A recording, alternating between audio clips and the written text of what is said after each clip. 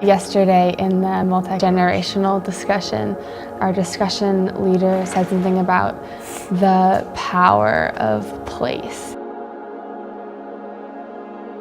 After all these years, to learn that these things you thought were terrible might not have been that bad. Yeah, might not have been that bad.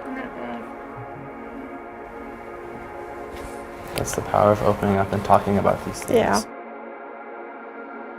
This whole experience has helped me so much understand Grandpa. Yeah.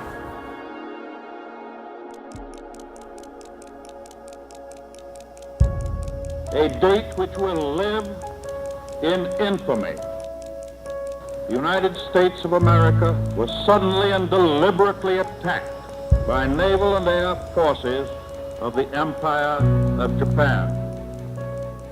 120,000 persons of Japanese ancestry were transported to an assembly center where they lived for months, eventually being transferred to one of 10 relocation centers.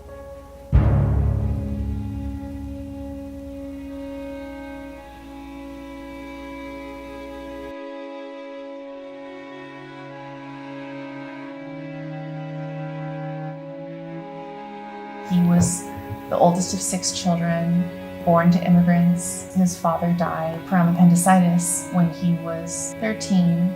So he and his mother were left in charge of a ranch and 5 little children. Whenever there was a family crisis, they always turned to him because he was always the strong one, the one that they looked up to. And then after suppressing so much heavy issues for so long, his temper would get the best of him from time to time. I can remember getting the back of his hand a few times. And one time I remember so vividly, he hit my sister and knocked the wind out of her, and I thought she was dead. In retrospect, I can understand how he would, have that kind of rage.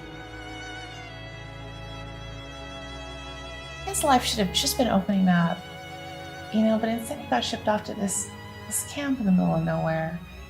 And how emasculating that must have been for him.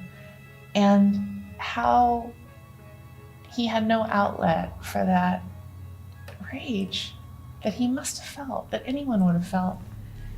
And yet it was always just duty, duty, duty, duty.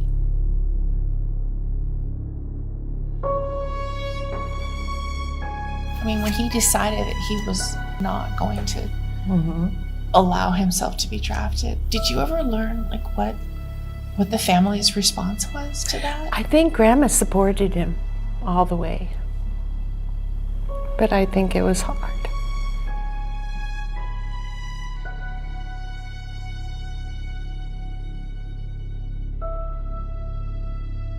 I was so gratified to talk to Mr. Hoshizawa yesterday because he, as you know, served time with Grandpa in McNeil Island.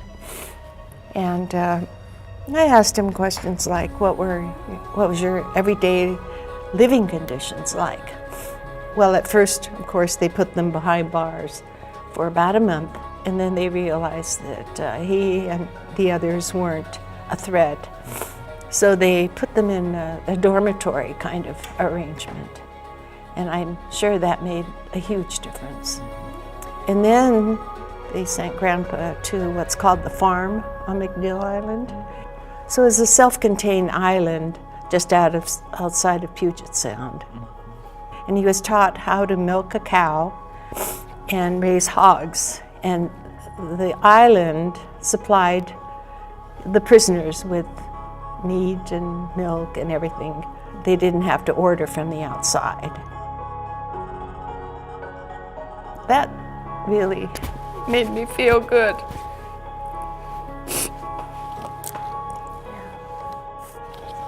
Because I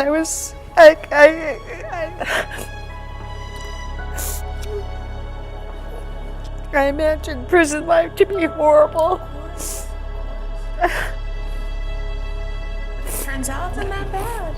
And it wasn't that bad. It wasn't that bad.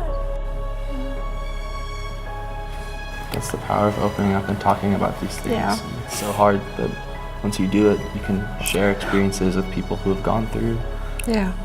similar paths.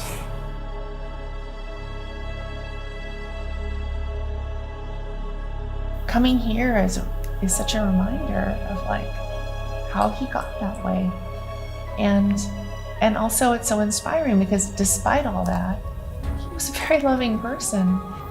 My dad was kind of missing in action for a number of years when I was really small. And he took me to the father-daughter dance.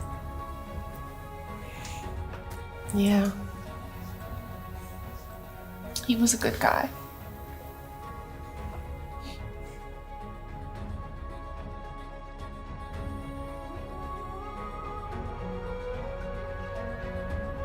So how do you guys feel? I feel emotionally drained because I didn't want to cry.